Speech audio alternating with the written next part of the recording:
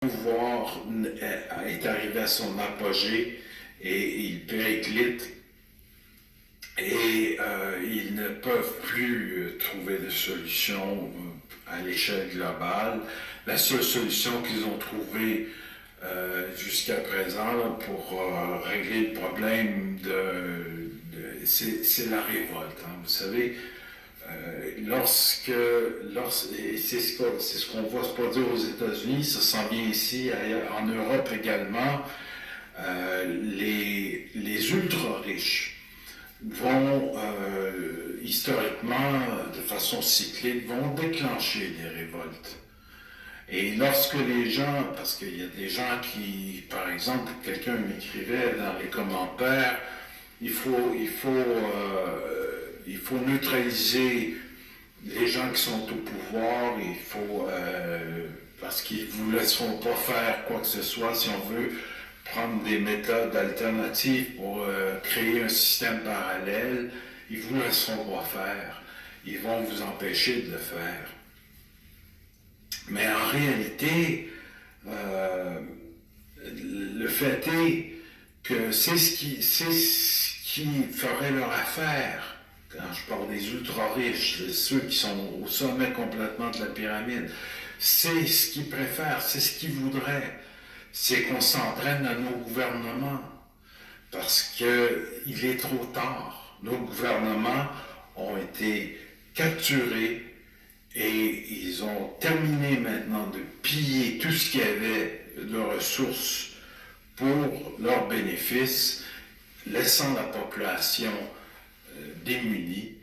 Ce sont des cycles historiques. Lorsque la population est démunie, on peut compter sur une révolte. C'est certain qu'il y aura une révolte quand les gens sont placés au pied du mur.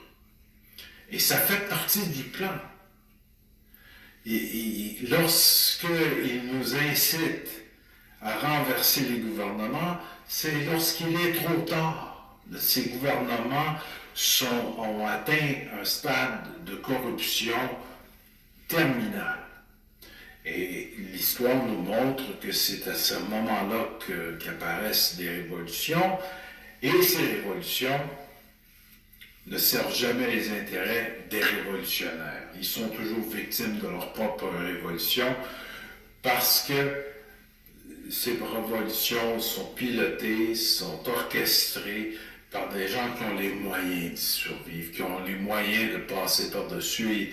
Et lorsque notre système, notre société est jetée par terre par la révolte, ben, ils ont fait du profit tout le long avec la guerre, ils ont fait du profit de toutes les manières possibles par la corruption, et avec tout ce qu'ils ont engrangé, ben, ils rachètent tout pour une bouchée de pain.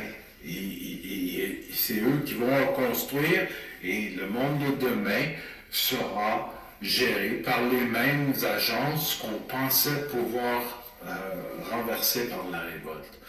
La révolte ne fonctionnera pas. La révolte ne sert pas les intérêts de la population. Ce n'est pas le moment de se révolter, surtout maintenant, parce que historiquement, c'était très différent.